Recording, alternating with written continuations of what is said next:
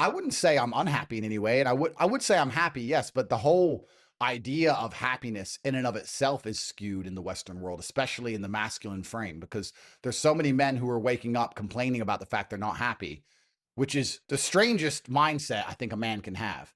Because as a man, how happy you are has absolutely nothing to do with how you live your life and how you perform and what you need to do. How happy you are is a pointless measurement. So why do you even measure it at all? I would argue that as long as you're not distraught, as long as someone you love didn't die that day, heaven forbid that happens often, let's say a couple of times a decade, besides those days, you should be happy enough to go to the gym and perform and make your money and do what you need to do. Who gives a shit if you're particularly smiley or not? I think it's quite binary.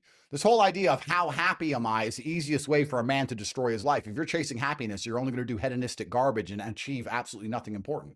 If you wake up and say, I don't care how happy I am, I want to be proud of myself and I want to make other people proud of me, so I have to do all these things regardless of how I feel, you're going to have a fantastic life. If you wake up and say, I want to be happy, you're going to chase silly hoes, drugs, and alcohol. But that's temporary happiness, right? Well, how else can you get instant happiness unless it's temporary? To get long-term happiness is something that's only going to come from dedication and hard work, which requires short-term suffering. It's just delayed.